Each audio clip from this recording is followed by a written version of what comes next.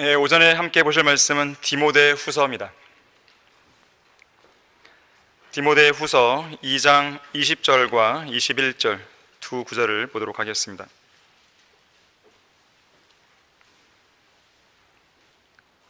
디모데 후서 2장 20절과 21절입니다. 큰 집에는 금과 은으로 만든 그릇들뿐만 아니라 나무와 진흙으로 만든 그릇들도 있어 어떤 것들은 귀히 여기고 어떤 것들은 천히 여기느니라. 그러므로 이런 것들에서 자기를 깨끗하게 하는 사람은 귀한 그릇이 되어 거룩하여지고 주인이 쓰기에 합당하며 모든 선한 일을 위하여 예비되느니라. 자, 말씀을 위해 다 같이 기도하겠습니다. 감사하신 주 하나님 아버지, 이 아침에 아름다운 예배를 드리게 해주셔서 감사드립니다. 아름다운 찬양과 또 아름다운 기도와 또 아름다운 이 말씀을 우리가 들을 수 있는 이 특권을 허락해 주셔서 감사를 드립니다. 이 시간 저희들의 마음을 열어주십시오. 마음을 옥토밭으로 바꿔 주십시오. 말씀의 씨앗이 온전히 잘 떨어질 수 있도록 역사해 주십시오. 어떠한 형태로든지 마귀가 방해하지 못하도록 막아주십시오. 우리는 말씀을 통해 변화가 되어야 됩니다. 마음과 생각뿐만 아니라 우리의 행실에 있어서 변화들이 일어나야 합니다. 그것이 부흥의 시작이고 또 개혁의 시작인 것입니다. 우리 모든 성도들 주님께서 복 주시고 이 시간 이 말씀을 통해서 많이 성장할 수 있는 그런 기회가 될 수 있도록 인도해 주십시오. 주 예수 그리스도 이름으로 기도했습니다. 아멘. 주인이 쓰기에 합당한 그릇, 주인이 쓰기에 합당한 그릇이라는 제목으로 설교하겠습니다. 성경에서 그릇이라는 단어가 자주 나오는데요, 처음으로 그릇이라는 단어가 등장하는 것은 창세기 43장 11절입니다. 어떤 내용이냐면 가장 좋은 열매들을 그릇에 담는다 할 때 나오고 있어요. 기본적으로 그릇은 뭔가를 담죠. 담더라도 좋은 것들을 담는 데 그릇이 쓰이는 것이죠. 특히 좋은 열매들을 그릇에 담을 수 있어야 됩니다. 자, 그런가 하면 성경에는 여러 종류의 그릇들이 나옵니다.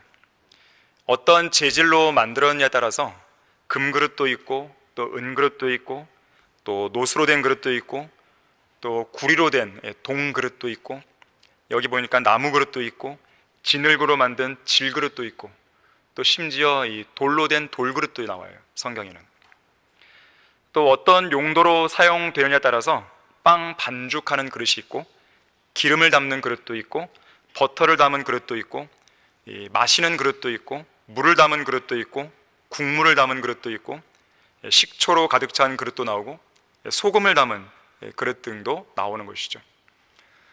또 그 그릇의 가치와 속성에 따라서요, 귀한 그릇이 있고 천한 그릇이 있습니다. 그 외에도 연약한 그릇도 나오고 또 깨진 그릇도 나오고 자비의 그릇, 진노의 그릇, 또 선택받은 그릇, 심지어 기쁨이 없는 그릇, 기쁨이 있는 것도 아니고 기쁨이 없는 그릇도 언급이 됩니다. 자, 성경에서 그릇은 사람을 빗대어 사용할 때 쓰는 표현입니다. 그릇 자체로서의 의미도 있지만 때때로 사람을 빗대어 설명할 때 그릇이란 이 단어를 사용하는 것이죠. 그래서 우리는 과거에 구원받기 전에는 죄와 허물로 더럽혀진 더러운 그릇이었습니다. 하지만 이제는 예수 그리스도의 피로 정결케 된 깨끗한 그릇이 된 것이죠. 전에는 우리 모두 다 그리스도로부터 분리되어 있었고 이스라엘 나라에 속하지 않는 타국인이요 약속의 언약들로부터는 생소한 사람이었으며 소망도 없고 세상에서 하나님도 없이 세상 풍조에 휩쓸려 이리저리 굴러다니다가 결국 쓰레기통에 버려지는 천한 그릇이었습니다. 하지만 이제는 바뀌었죠. 신분이 선택받은 세대요 왕같은 제사장이며 거룩한 민족이요 독특한 백성으로 불리는 귀한 그릇으로 변모된 것이죠. 또한 전에는요, 우리가 육신의 정욕들 가운데 행하고 육신과 마음의 욕망들을 이루며 살았던 진노의 자녀로서 멸망받기에 합당한 진노의 그릇으로 불렸어요. 하지만 이제는 어떻습니까? 자비가 풍성하신 하나님의 오래 참으심 속에서 은혜와 자비를 받고 영광에 이르도록 예비된 자비의 그릇이 되었다고 합니다. 자, 진노의 그릇, 자비의 그릇, 이것과 연관해서요, 우리 로마서 9장 21절에서 23절 한번 찾아보겠습니다. 우리가 예수 그리스도의 보혈을 통해 구원받은 이후로 구원받기 전과 구원받은 이후에 그 그릇의 양태가 달라진 것이에요. 자, 로마서 9장 21절에서 23절을 보시면 토기장이가 같은 진흙덩이로 하나는 귀히 쓸 그릇을 하나는 천하게 쓸 그릇을 만들 권한이 없겠느냐? 하나님께서 그의 진노를 나타내시고 또 그의 능력을 알게 하시려고 멸하기에 합당한 진노의 그릇들을 심히 오래 참음으로 인내하시며 영광에 이르도록 예비된 자비의 그릇들에게 그의 영광의 풍요함을 알게 하고자 하셨다면 어찌하겠느냐? 자, 주님께서는 우리를 귀하게도 만드시고 천하게도 만드실 권한이 있으십니다. 자, 문제는 우리 각자가 어떻게 하느냐에 달려 있는 거예요. 다시 말하자면 하나님께서는 그리스도의 복음을 믿고 구원받은 사람들을 귀하게 쓸 자비의 그릇들로 만드시는 거예요.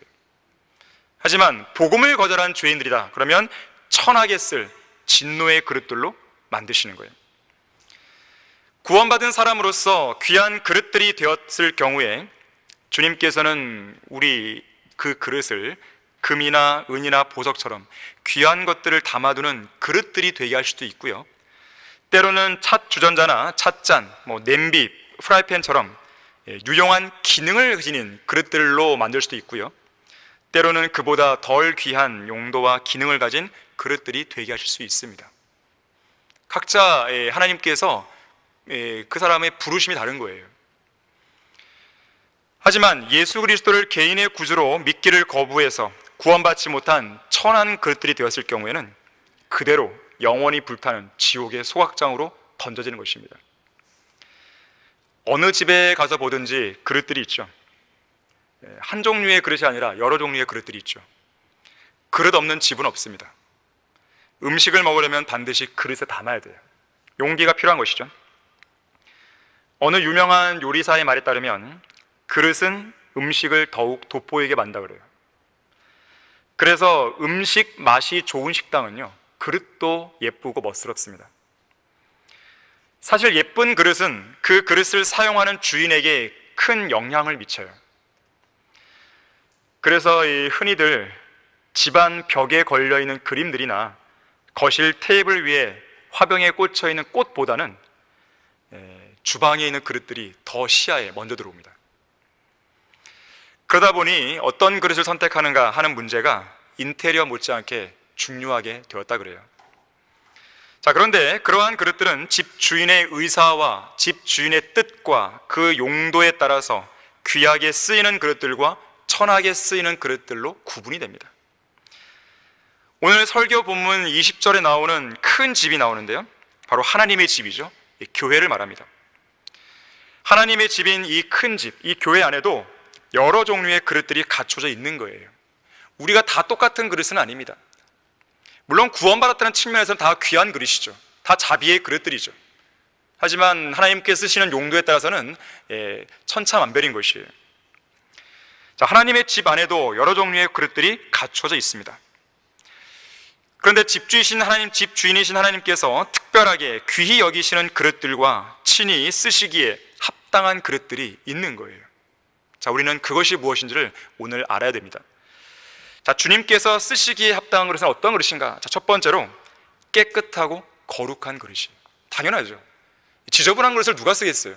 지저분한 그릇에 음식을 내보세요. 아무리 맛있는 음식이라도 먹기가 싫죠. 거룩하신 하나님은 더러운 그릇을 쓸 수 없습니다. 거들떠보지도 않으세요. 거룩하신 하나님께서 하시는 모든 일이 거룩한 일이기 때문에 오직 깨끗하고 거룩한 그릇만이 그 일에 합당한 그릇이 될 수 있습니다. 오늘 본문 21절에서는 자기를 깨끗하게 하는 사람은 귀한 그릇이 되어 거룩하여지고 주인이 쓰기에 합당한 그릇이 된다 그랬어요. 깨끗한 그릇이 곧 귀한 그릇이에요. 귀한 그릇이 곧 거룩한 그릇이고 주님께서 쓰시기에 합당한 그릇입니다. 예수 그리스도의 거룩한 피와 거룩하신 성령 하나님을 통해서 순수하고 거룩한 말씀의 물로 깨끗하게 된 거룩한 성도, 거룩한 그릇만이 거룩하신 하나님의 거룩한 사역을 수행할 수 있는 그 자격을 얻게 되는 거예요. 하나님의 사역은 아무나 하는 게 아니에요. 하나님의 말씀을 다루는 일은 아무나 하는 게 아닙니다. 목사 고시를 본다든지 시험을 본다든지 신학교를 졸업했다고 해서 자동적으로 그러한 권한이 주어지는 게 아니에요. 이 나라에 교회다운 교회들이 거의 없고 성도다운 성도들을 좀처럼 찾아볼 수 없고 가짜 교회들이 많고 비성경적인 교리들이 만연하는 주된 이유가 무엇이겠습니까? 교단의 교세 확장을 위해서 난립한 거짓 목사들 때문에 그래요. 자기들의 배를 하나님으로 섬기는, 돈을 사랑하는 사꾼 목사들 때문에 그렇습니다. 그들 가운데는 태반이 구원받지도 않았고 바른 성경도 없고 성경적으로 설교할 수도 없고 가르칠 수도 없는 목사들이에요. 하나님께서 부르시지도 않은 무자격 목사들이자 거룩하지 않은 목사들이 거룩한 이 강단을 차지하고 있으니 엉망진창이 될 수밖에 없는 것이죠. 그들은 모두 돈과 권력과 명예를 사랑합니다. 세상 정치권과 야합을 하죠. 이 강단 위에다가 정치인들을 왜 세워요? 뭘 들어요, 정치인들로부터? 뭘 듣고 싶으세요, 도대체? 들을 이유가 없잖아요. 세울 이유가 없단 말이에요. 세상의 연예인들을 왜 이 강단에 세워요? 그들이 무슨 간증을 한다고? 어떤 운동 경기에서 골을 넣어서 골을 넣은 그 기쁨에 무릎 꿇고 기도하면 진정한 그리스도인이 되는 것이에요? 그런 사람들을 강단에 세워서 무슨 간증을 듣겠어요? 간음과 음행, 교회에서 그러한 소식이 떠나지가 않죠. 불합리한 세습, 성경에 대한 무지, 변개된 성경을 옹호하는 것. 자, 침묵은 암묵적 동의입니다. 흠정령을 번역했다고 하는 정동수 목사는 개혁성경과 개혁개정판을 쓰는 이 나라 기독교에 대해서 한마디도 못하는 거예요. 그냥 쓰게 놔두는 것이에요. 정말로 그가 정직하고 하나님의 말씀에 대한 올바른 관점을 가지고 있다면 이야기를 해야죠. 그건 잘못했다고. 오히려 그것에 동조하면서 킹제임스 흠전역 뒤에다 뭘 붙였어요? 성경전서. 성경전서는 개혁성경 썼던 분은 다 알겠지만 과거에 다 성경전서 그 이름 나오잖아요. 위선자입니다. 복음과 진리를 전파하는 지상명령에 대한 불복종, 인간적인 전통으로 하나님의 말씀을 폐기시키는 일, 위선과 고집, 자기 변명, 이런 등등의 추한 민낯만 드러나면서 마땅히 거룩해야 할 교회들을 목사들 스스로가 더럽히고 있는 것이에요. 이런 거룩하지 못한 목사들, 거룩하지 않은 교회들과 교인들로는 희망이 없습니다. 그래서 그들이 부흥과 개혁을 부르짖어도 부흥과 개혁은 안 오는 거예요. 바른 성경을 찾고 바른 성경을 근거로 해서 성경대로 믿고 실행하는 교회가 되어야 됩니다. 그래야 희망이 있는 거예요. 그뿐만 아닙니다. 이 거룩한 말씀인 성경을 읽을 수 있고 먹을 수 있고 또 다룰 수 있는 자격도 오직 거룩하고 깨끗한 그릇들에게만 주어지는 거예요. 아무나 함부로 읽고 공부할 수 있는 책이 아닙니다. 아무나 설교하고 가르칠 수 있는 책이 아니에요. 예수 그리스도의 보혈로 거룩하게 된 성도가 아니라면, 하나님의 말씀의 물로 거룩한 성도가 아니라면 이 거룩한 책을 온전히 깨달아 알 수 없습니다. 거룩하신 성령님으로부터 어떤 조명도 못 받은 거예요. 구약시대의 다윗은 사울을 피해 도피 생활을 시작했죠. 그 시작할 무렵에 누구를 찾아가냐면 당시의 제사장이었던 아히멜렉을 찾아갑니다. 그때 아히멜렉에게 빵을 요구했죠. 같이 함께했던 청년들이 먹을 수 있는 빵을 요구했습니다. 그때 아히멜렉이 뭐라 그럽니까? 지금 나에게는 보통 빵은 없다. 일반 사람들이 먹을 수 있는 그런 빵은 없다. 성막에 차려놓은 거룩한 빵만 있다. 다만 당신과 함께한 청년들이 여자들과 가까이 하지 않은 그런 거룩한 사람들이라면 먹을 수 있다고, 내가 주겠다고 했어요. 그때 다윗이 했던 말이 이 말이에요. 요 며칠 동안 여자들을 가까이 하지 않았습니다. 그래서 청년들의 그릇들은 매우 거룩합니다. 이렇게 이야기해요. 그래서 거룩한 제사장만 먹을 수 있는 거룩한 빵을 얻게 됩니다. 예외적인 경우죠. 성경에서 빵은 하나님의 말씀이죠. 거룩한 빵인 말씀을 먹을 수 있는 자격은 거룩한 성도에게만 있는 거예요. 이 자리에 여러분들이 영과 진리로 경배를 드리고 이 자리에 앉아서 설교를 들을 수 있는 것은 여러분이 내가 듣고 싶어서 온 게 아니란 말이에요. 하나님께서 여러분들 인도하신 것이고 또 그러한 자격을 여러분에게 부여하신 것이고 그러한 자격 속에서 말씀을 듣고 있는 거예요. 자, 아무리 금과 은으로 된 귀한 그릇이라도 그것이 깨끗하지 못하면 하나님께서 사용 못합니다. 잠언 25장 4절에서는 은에서 찌꺼기를 제거하라. 그리하면 세공자에게 그릇이 되어 나올 것이니라 그랬어요. 아무리 값진 은그릇이라 할지라도 더러운 찌꺼기가 제거되지 않은 그릇이라면 그릇으로서의 진가를 발휘할 수 없어요. 우리의 토기장이신 거룩하신 하나님께서 그분의 거룩한 물레 위에서 거룩한 손길을 따라 만드신 이 그릇이 그릇으로서의 진가를 발휘하고 토기장이의 손에서 합당한 용도로 쓰임 받으려면 우리 모두가 깨끗하고 거룩한 그릇이 되어야 됩니다. 모든 죄와 거짓 교리로부터 성별된 그릇으로 준비되어 있어야 돼요. 여러분의 마음속에는 그런 게 있잖아요. 내가 구원받았는데 남은 생애를 내가 주님을 위해서 무언가로 나는 그렇게 살고 싶다. 이런 마음이 작든 크든 간에 있단 말이에요. 그것이 없다면 좀 이상하죠. 자, 그러한 마음이 있다면 나 자신을 준비해야 되는 거예요. 깨끗하고 거룩한 그릇으로. 그래서 오늘 본문에 이어지는 22절에 보게 되면 젊음의 정욕을 피하고 순수한 마음으로 주님을 부르며 오직 믿음과 사랑과 화평을 추구하라고 권면합니다. 젊음의 정욕을 피해야 돼요. 깨끗하고 거룩해야 되니까. 다른 사람들이 세상 정욕을 따라간다 해도 그들과 함께 휩쓸려 가서는 안 됩니다. 휩쓸려 가지 않을 뿐만 아니라 오히려 25절 말씀처럼 그런 자들을 온유함으로 바로 잡아줘야 돼요. 그리고 그들을 마귀의 올무에서 깨어나오도록 해야 합니다. 여러분들이 더러운 죄에 동참하지 않은 것 잘한 거입니다. 하지만 거기에서 만족하면 안 돼요. 그런 더러운 죄들을 행하는 누군가를 봤을 때 그 이야기를 해줘야 돼요. 그건 죄라고. 그건 죄라고 얘기해야 돼요. 아무리 세상에서 이건 죄가 아니라고 말한다 하더라도 그건 성경적으로 죄라고 이야기를 해야 됩니다. 왜 우리가 거리에서 설교하고 거리에서 복음을 전합니까? 죄인들에게 죄인이라고 알려주는 거 아니겠어요? 그러면 안 된다고, 그러면 지옥 간다고, 그럼 멸망한다고 그걸 알려주는 거잖아요. 그 길을 계속 가면 당신은 하나님의 진노를 피할 수 없다고. 자, 이러한 말을 여러분이 안 한다면, 입을 싹 닫고 침묵을 지킨다면 복음이 어떻게 전파되겠습니까? 왜 어떤 성도는 성경을 열심히 읽어도 깨닫지 못할까요? 진리의 말씀이 담겨야 할 그 그릇이 더러워졌기 때문에 그래요. 왜 어떤 성도는 성경을 부지런히 공부해도 어떤 조명도 받지 못할까요? 거룩한 진리를 담아야 할 그 그릇이 더러워진 것이에요. 왜 그리스도의 복음을 전파해도 아무런 기쁨도 없고 복음의 능력도 나타나지 않는 것일까요? 그리스도의 복음을 전파해야 할 그 그릇이 깨끗하지 않기 때문에 그런 것입니다. 다른 데 이유가 있는 게 아니에요. 왜 기도가 응답이 안 되는 것입니까?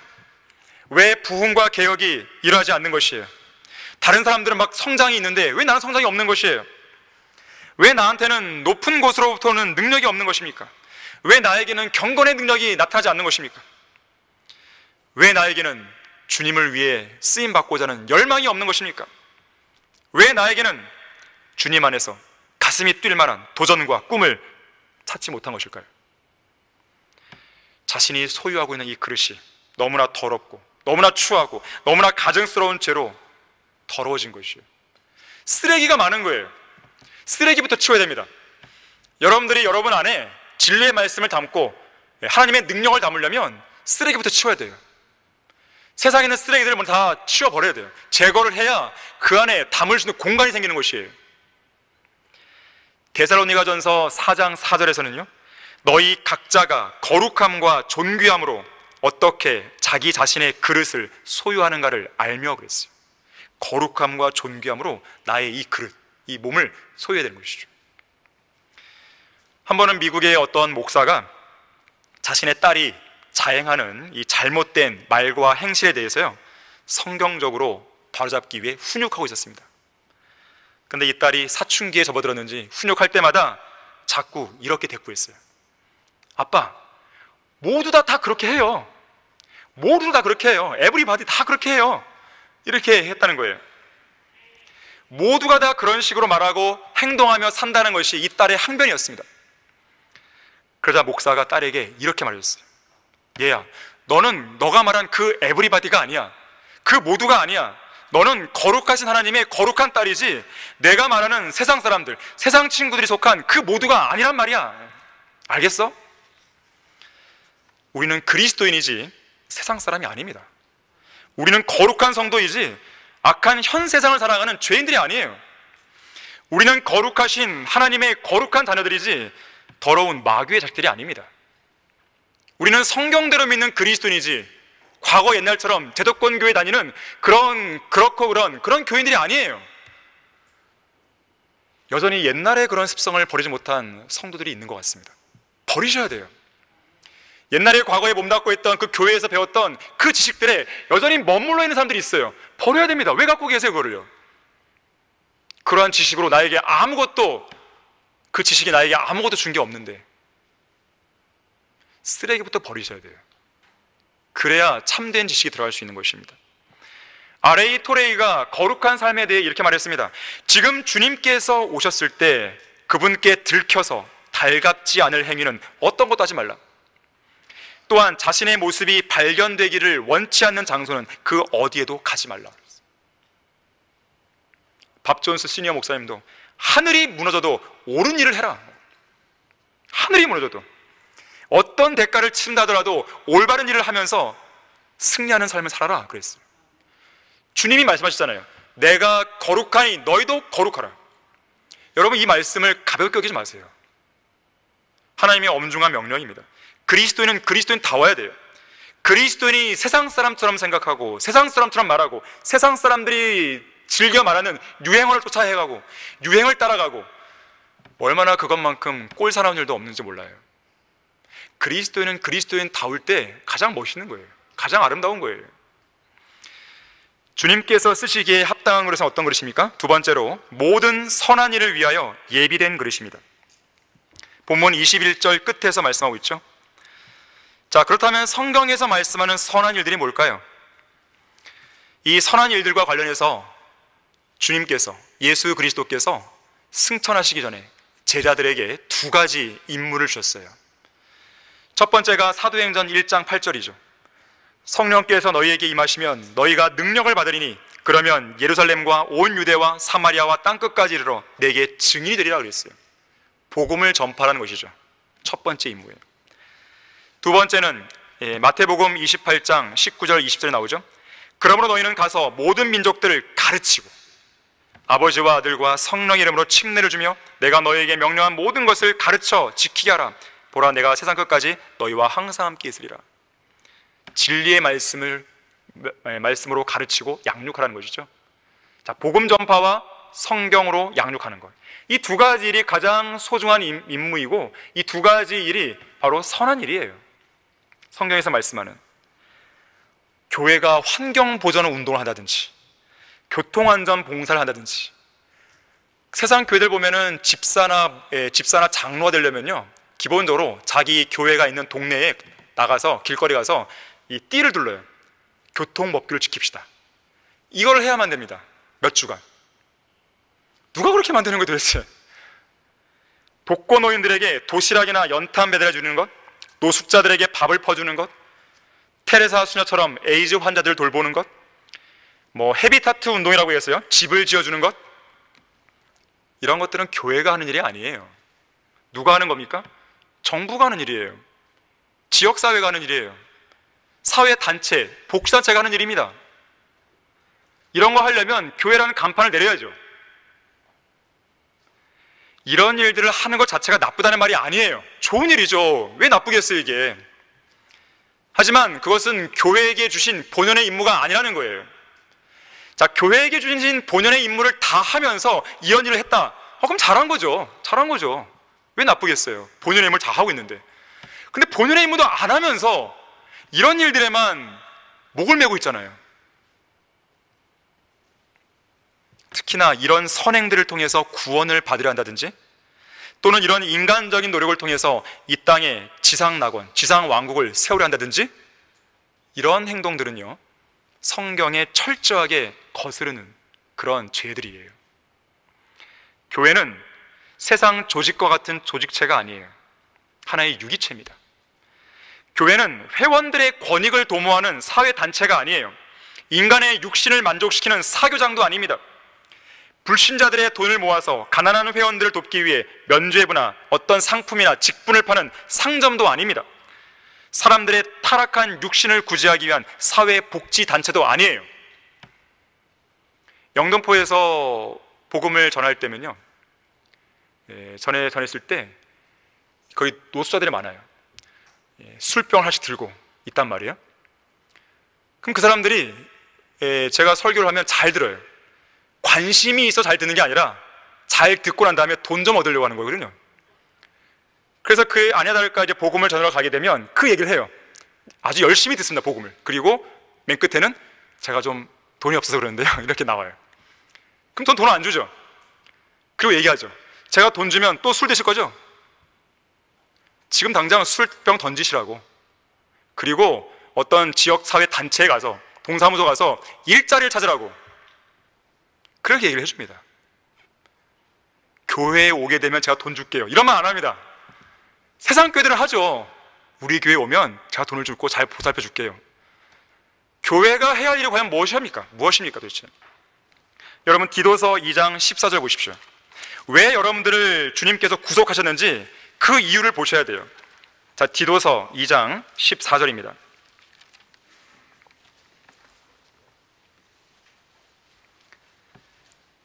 자, 그가 우리를 위하여 자신을 주신 것은 우리를 모든 죄악에서 구속하시고, 이게 첫 번째죠. 자신을 위해 정결케 하사 선한 일에 열심을 내는 독특한 백성이 되게 하려 하심이라. 자, 우리를 구속하신 목적은 선한 일에 열심을 내는 사람들이 되게 하는 겁니다. 과연 성경에서 말씀하는 선한 일이 무엇이겠어요? 복음 전파와 성경 양육이에요. 자, 디모데후서 3장 16절 17절 찾아보겠습니다. 디모데후서 3장 16절 17절입니다. 모든 성경은 하나님의 영감으로 주어진 것으로 교리와 책망과 바로잡음과 의로 훈육하기에 유익하니 이는 하나님의 사람이 온전하게 되며, 잘 보세요, 모든 선한 일에 철저히 구비되게 하람이니라 그랬어요. 아까 하나님께서는 모든 선한 일에 예비된 그릇을 쓴다 그랬어요. 그러면 모든 선한 일에 예비된 그릇이 되려면 성경을 통해 철저히 구비해야겠죠. 자, 생각해 보세요. 만약에 환경보전운동이 선한 일이라고 한다면 그거는 성경 없이도 할 수 있어요. 성경으로 내가 철저히 구비가 안 돼도 얼마든지 환경보전운동 할 수 있습니다. 교통봉사, 성경 없어도 할 수 있어요. 독거노인 도우는 거, 연탄 배달해 주는 거, 성경을 알아야 꼭 할 수 있습니까, 그거? 아니란 말이에요. 하지만 복음을 전파하는 것과 성경을 가르치고 양육하는 것은 달라요. 성경으로 내가 구비되어야 할 수 있는 일입니다. 자, 교회에게 주신 선한 일들, 우리를 구속하신 그 목적은 그 선한 일들에 진력하게 하기 위한 것인데, 그 선한 일들은 바로 복음을 전파하는 것이고 성경으로 양육하는 거예요. 이 두 가지 일이 교회에게 맡겨준 임무입니다. 자, 디모데전서 4장 6절도 보십시오. 디모데전서 4장 6절을 보시면, 내가 이런 것들을 형제들에게 기억하게 한다면 너는 내가 따르던 믿음의 말씀들과 선한 교리의 말씀들로 양육을 받아 예수 그리스도의 선한 일꾼이 되리라. 누가 선한 일꾼이겠습니까? 선한 일들을 하는 사람들이 선한 일꾼이죠. 복음을 전파하고 진리의 말씀으로 양육하고 가르치는 그런 일을 하고 있는 사람이 선한 일꾼인 거예요. 에베소서 3장 7절이나 골로새서 1장 23절에 의하면 선한 일꾼을 가리켜서 복음의 일꾼이다, 그런 말을 하게 됩니다. 복음의 일꾼이 뭐예요? 복음을 전파하는 사람들이죠. 자, 지금까지 제가 말씀드린 이 구절들 정리해보면 예수 그리스도의 피로 구속받은 그리스도인들은 복음을 전파하고 진리의 말씀으로 가르칠 수 있어야 돼요. 이것이 바로 성경에서 말하는 선한 일들입니다. 그리고 이러한 선한 일들에 열심을 내는 독특한 백성이 되어야 되는데, 그 일들을 하기 위해서 철저하게 내가 구비되려면 성경을 읽고 공부해야 되는 것이죠. 그러한 결론이 나오는 것이죠. 여러분은 그러한 선한 일들을 수행할 준비가 되어 있습니까? 진리의 지식으로 잘 무장되어 있으세요? 언제 어디에서든지 누구를 만나든지 어떤 사람을 상대하더라도 복음을 전할 수 있고 진리의 말씀을 가르칠 수 있고 성경에 관한 한 어떤 질문에 대해서도 답할 수 있고, 또 여러분 안에 있는 소망에 관한 이유를 묻는 사람들에게 성경적으로 올바르게 답할 수 있는 그런 준비가 되어 있는지를 묻는 거예요. 안 되어 있다면 준비를 하셔야 됩니다. 준비가 부족하다면 더 준비를 하시는 거예요. 왜 그럴까요? 바로 그 일을 하라고 우리를 구속하셨기 때문에 그런 거예요. 여러분은 하나님을 진정으로 사랑하고 계실 거예요. 하나님을 사랑하는 사람은요, 하나님을 위해서 수고하게 되어 있습니다. 하나님을 위해서 일하게 되어 있어요. 항상 사랑의 진실함은 섬김과 수고의 형태로 나타나요. 데살로니가 교회의 성도들은 믿음의 행위와 사랑의 수고와 소망의 인내라는 세 가지 중요한 특징이 있었어요. 그 중에 사랑의 수고예요.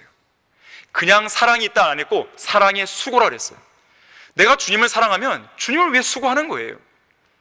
그것이 너무 기뻐서 기쁜 거예요. 시간 가는 줄 모릅니다. 여러분, 야곱이 라헬을 얻기 위해서 7년 동안 일을 하는데 어떠다고 그랬어요? 이 7년의 기간이 7년이 아니라 70년이 아니라 정말 불과 며칠과 같다 그랬어요. 자, 우리가 이제 곧 주님의 부르심을 받고 우리는 저 공주로 갈 텐데 그 기간이 되게 좀 길어 보여요. 왜 이렇게 주님 안 오시는 거지? 빨리 오시면 좋겠는데 왜 이렇게 안 오시는 것이지? 오늘 오실까? 내일 오실까? 하지만 그 기간이 나에게 정말 지루한 기간이 아니라 짧고 흥분되고 열정적이고 그런 기간이 되려면 주님을 사랑하는 사랑이 정말 커야 되는 것이고 또 그런 사랑 가운데서 주님을 위해서 열심히 수고하는 거예요. 그러면 시간 갈 줄 모르는 것입니다. 나에게 왜 이렇게 시간이 많지? 그러면 그런 그리스도인이 좀 이상한 그리스도인이에요. 시간이 많을 리가 없거든요. 성경을 얼마나 많이 읽었길래 시간이 남을까요? 우리가 펴낸 서적들 얼마나 많이 다 읽었길래 시간이 남을까요? 얼마나 구령을 안 하면 시간이 남을까요? 얼마나 성경을 공부 안 하면 시간이 남을까요? 얼마나 주님을 위해서 나의 몸을 드리지 않고 있다면 시간이 남을까요? 시간이 남으면 죄를 지을 것이 아니라 시간이 남으면 더 많은 헌신을 하는 것이죠. 그게 정상적인 그리스도인이에요. 예수님께서 부활하신 이후에 베드로에게 물으셨어요. 너는 나를 사랑하느냐? 너는 나를 사랑하느냐? 너는 나를 사랑하느냐? 3번 물으셨어요. 그때 베드로가 말하죠. 제가 주님을 사랑하는 것을 주님은 잘 아십니다. 3번이나 답합니다. 그래서 3번이나 주님은 뭐라고 하셨어요? 내 양들을 먹이라. 나를 사랑하면 양들을 먹이라는 거예요. 나를 사랑하면 주님을 위해서 일하라는 거예요. 나를 사랑하면 복음을 전하고 진리의 말씀으로 누군가를 가르치라는 것이에요. 이것이 교회의 일이에요. 이 일에 관한 한 여러분들은 적극적으로 동참하셔야 돼요. 직접적이든 간접적이든. 이 강단에서 설교하고 가르치는 저라든지 아니면 강사들이라든지 기도해 주셔야 돼요. 지역교회 목사들을 위해서 기도하셔야 됩니다. 기도하셔야 돼요. 내가 직접 가르치는 위치에 있지 않다고 한다면 기도하는 거예요. 로스차일드가에서 미국 샌프란시스코 지점장을 선발했을 때의 일화는 사람들에게 잘 알려져 있어요. 어느 날 사장은 지점장 물망에 오른 한 직원을 불러서 미국에 지점을 낼 생각인데 자네는 며칠이면 준비가 끝나겠는가? 라고 물었어요. 이 직원은 잠시 고민에 잠겼습니다. 심각한 표정을 짓더니 10일 정도가 필요하겠습니다. 사장이 뭔가 답변이 마음에 안 들었어요. 그래서 다른 사람을 불렀어요. 자네는 며칠이면 되겠어? 저는 3일이면 되겠습니다. 아까보다 낫지만 그래도 좀 그랬어요. 그리고 다른 사람 불렀어요. 자네는 며칠이면 되겠어? 지금 바로 떠나겠습니다. 그래, 자네가 지점장이야. 바로 이 사람이 나중에 이 최고의 갑부가 된 줄리어스 메이라는 사람이에요. 주님의 명령과 부르시면은요 노후가 없습니다. 노후가 없어요. 왜 없을까요? 누구의 명령이에요? 왕의 명령입니다. 창조주 하나님의 명령입니다. 저는 하나님의 사역에 있어서요 설교자가 된다는 건 상상도 못했어요. 저의 꿈은 뭐였냐면 번역하는 거였어요. 제가 이 문과대학교를 나왔기 때문에 이 번역을 하면서 저의 삶을 살기 원했어요. 근데 제가 지금까지 번역한 책은 딸랑 한 권이에요. 하나님이 거기 안 쓰신 거예요. 저에게 은사가 없는 거예요. 여러분 각자를 향한 하나님의 부르심이 있습니다.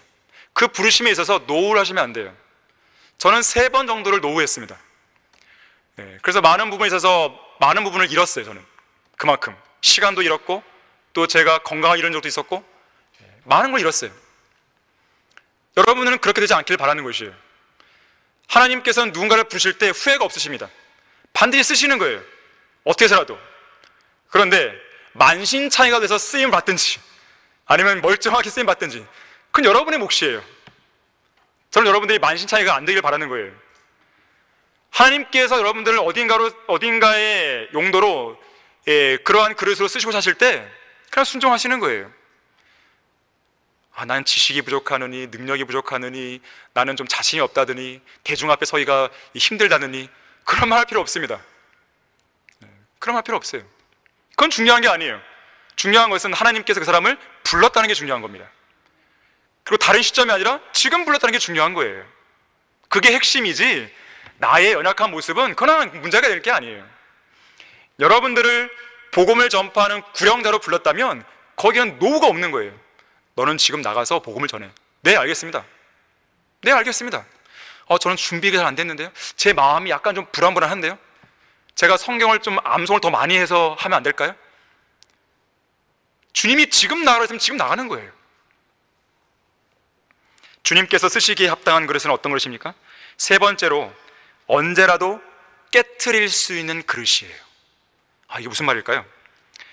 아무 때나 쉽게 깨질 정도로 아무짝에도 쓸모없는 연약한 그릇이란 말이 아니라 어디에 내놓아도 손색이 없을 만큼 견고한 그릇이지만 주인이 원하실 때, 그 그릇의 주인이 원하실 때면 언제라도 깨질 준비가 되어 있는 사람이에요. 우리 다 같이 고린도후서 4장 6절 7절 말씀 찾아보겠습니다. 고린도후서 4장 6절 7절입니다.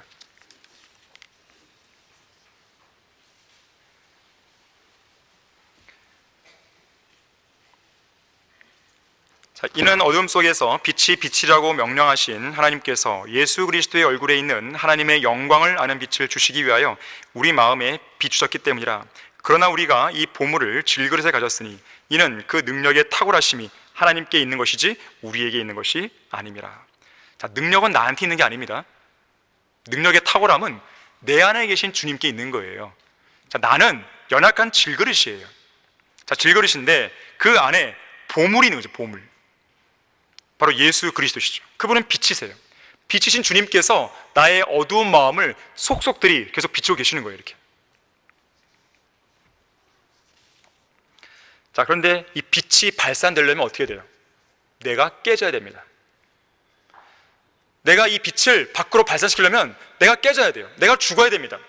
나의 육신이 죽어야 됩니다. 나의 육신이 죽은 것으로 여겨야 되는 것이에요. 그랬을 때에 내 안에 계신 주님이 발산되는 거예요.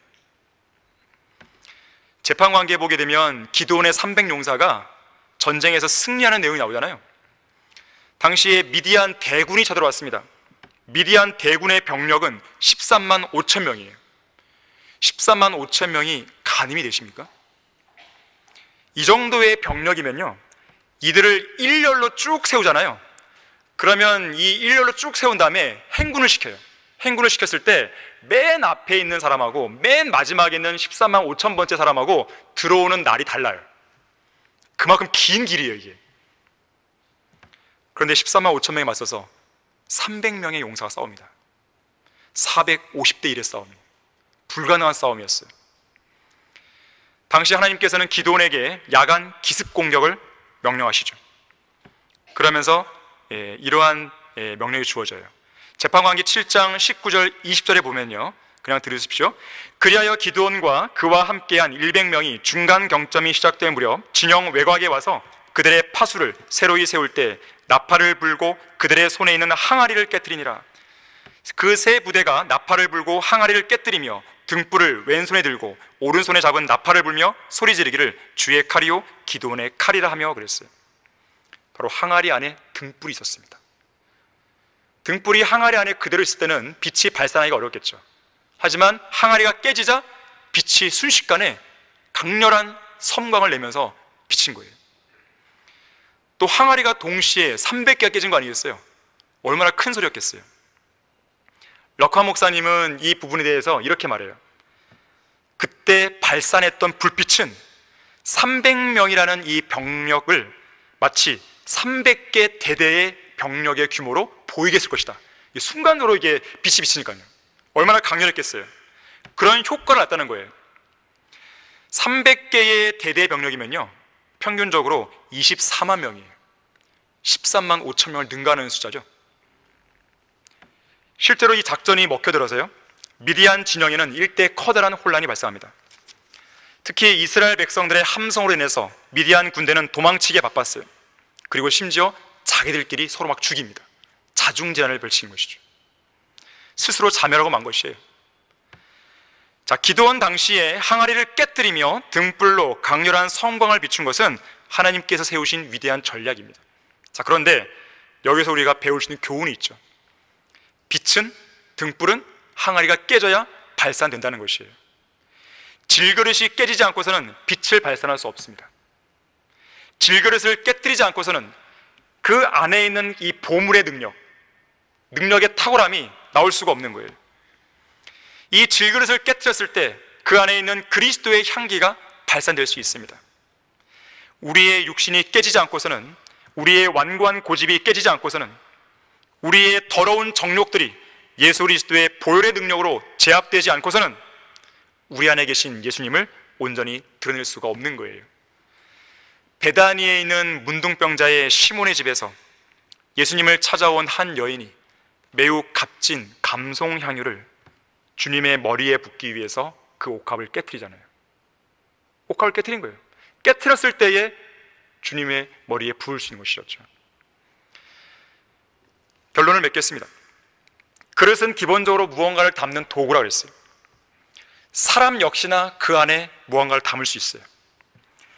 악취가 나고 오염된 더러운 구정물을 그 안에 담을 수 있는가 하면 영원한 생명으로 솟아오르는 샘물, 맑은 생명수를 담을 수 있습니다. 종교적이고 형식적인 신앙으로 점철된 배설물이나 냄새나는 똥을 담을 수 있는가 하면 가장 고상한 예수 그리스도를 아는 지식을 담을 수 있어요.